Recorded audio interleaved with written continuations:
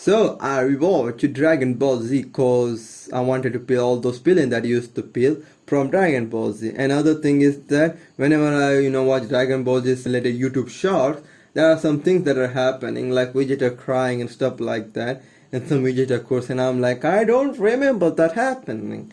So I wanted to rewatch it, and I'm really glad that I did it. Yeah, it has some problems. It's very draggy, and they do some awkward things with it, and there are some plot holes and all. But that movements are still hard. They go hard. They make my ball go. My it tingles my nuts so hard that it is not tingling. It's licking, something like that. I don't know what I'm saying. Anyways, so before going into Dragon Ball Z, I'm gonna talk about Dragon Ball with no Z because it is a Kid Goku version one. And as a kid, I only watched some episodes that aired in Cartoon Network, so I wanted to know all the lores about Dragon Ball.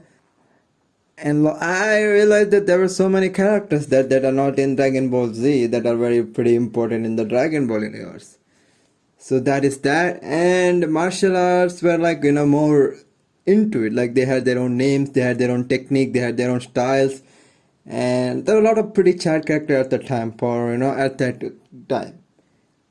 It was less blasting, even though there was Kamehameha, and the Kamehameha from Master Roshi looked so fucking good and so menacing that it might be better than some of the Kamehameha in Dragon Ball Z. That's how good it was. And seeing Kid Goku to Goku in Dragon Ball Z is so nice. So if you wanna watch Dragon Ball Z again, if you're like me, you should start with Dragon Ball. And that's what I recommend. And back to Dragon Ball Z. So it had 3 sagas where each of them had their own different flavor. Like how Puja Saga was about beating someone who was the reason for the demise of Saiyan race, and he looked so down on the remaining Saiyans like they are the monkeys and all, and he was very racist Emperor Frieza. He just literally slayed them all and always looked down upon them. But eventually gets defeated by the same monkey, by this guy by the average Saiyan, according to Vegeta, by an average Saiyan who from this race who he thought lower about. Like it was all the things leading to that and all it was nice. So yeah, that is Frieza Saga. The only problem I had with it was the way they dragging it up, the way they are dragging it. And they sometimes put this useless pillars, not useless but pillars, in this awkward time, like when Goku and Frieza are about to go hard, about to go their fight where Super Saiyan Goku or something like that, and then suddenly we see Kami's place, what's happening there, or TN beating TN and other characters beating this G-pose and all, because who are supposed to be really strong, which is nice, and I enjoy it because that gives more spotlight to TN and other guys. But they put it in this awkward time, like this time where it's about to get good. Like for the most time they didn't put it when they're dragging it, but now they put it, so that's where it was kind of annoying about it. But apart from that, it was fun to watch. Then comes Cell Saga, which was more like a horror movie at first because it was like that because there is so much thing happening in it. Android 18 is butt fucking Vegeta after he finally gets his Super Saiyan, man. And I was so angry at the time, like, damn, he finally become that Super Saiyan he wanted so hard to become. Like he went to a level that he wanted that. And which also led to this iconic movement because of those androids butt fucking him.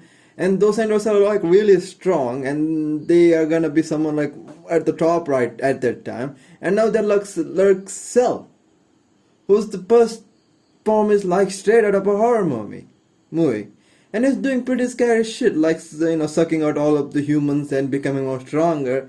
He is like a fucking predator or something like that. And there are a lot of mysteries surrounding him at the time, which I really enjoyed it again. And the way it led to all those things, and the way it led to character development of Gohan, and Gohan being strong, and knowing about future Gohan being also crazy as hell because of that, and a lot of shit in it that was pretty damn good. I am kind of biased, and this is my favorite saga because I'm pretty biased, because as a kid it used to air in the Cartoon Network, and most of the time when Dragon Ball aired, whenever it's a climax, like it's about to Goku versus Frieza or Goku in Namek Planet or something, when it's about to get good, the next day, instead of showing what's about to happen next, they are gonna show some old episode, which I have watched a lot of times.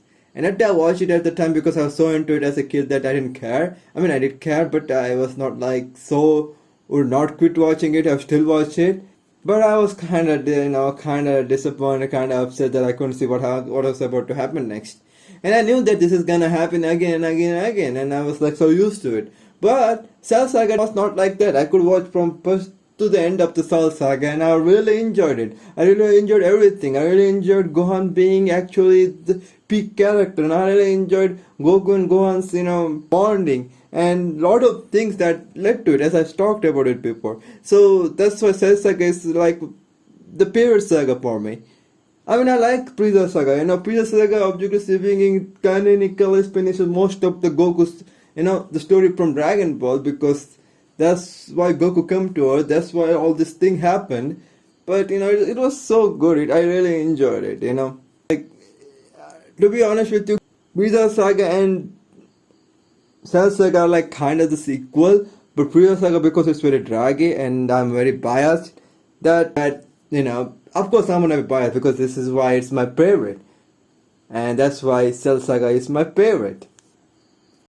After I finished Cell Saga, I was kind of burned out with Dragon Ball because I was continuously watching from Frieza Saga to Cell Saga, which was nice, which was good, and the ending was so good of Cell Saga that I think that it was one of the best.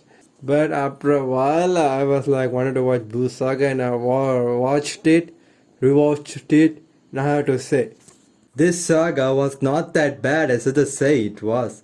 But there are annoying moments where I realized that Boo Saga was rushed, and if that didn't happen, it had potential to be as good as the other two sagas. So this saga starts with Gohan's school life. So it's like a high school life. So it's like a slice of life, but a sane slice of life. So it was nice to watch.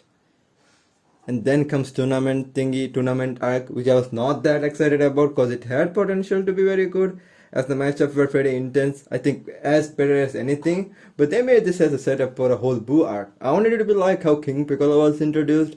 He was introduced right after the tournament in Dragon Ball. But here, only thing that I remember is we are getting beaten up, which is like, that's not the thing you should remember. Even though what Video did, even after getting that beaten down and not giving up, was pretty heroic in a way and pretty hard. But I wanted a lot of the other things from it. But I was pretty excited about the whole Majin Vegeta thing, and from there to the whole Boo saga, ending of the Boo saga, it was nice. Animation was good and everything was good. But still, there were moments I was like kinda annoyed about it. I didn't like the whole Gotenks thing at all. That was so stupid. I don't like when this children character suddenly are so strong. Suddenly are so like stronger than their predecessors. Like, how is that even possible? Like, I know there is some explanation for it, but it's still so hard to get that. Them being Super Saiyan is already a crime. Then they become Super Saiyan 2, but you can say that there's fusion or something. But when they become Super Saiyan 3, I was like, yeah, God, man, they don't deserve it. Most of the Pomawa, the character felt like it was earned, and this didn't feel like that.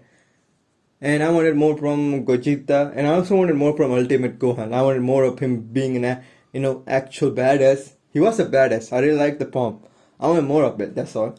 But I really liked the villain Boo as the final boss villain, because he was not as that interesting as the other character, but he was the right final boss villain. Because the feats he has done, nobody has done in still now in anime. This man was so strong and so devious and so overpowering that he destroyed Earth and other planets, but as he was not satisfied, he went to the other world to kill the guys he killed again. And the other feat is that he pushed that spirit bomb that was thrown by Goku, which is supposed to be the power, which is supposed to be composed of the spirit power given by the whole human population of the Earth. That's supposed to be, I think, the most strongest move from the Earth. And this man was pushing that back. So he's the right final boss villain.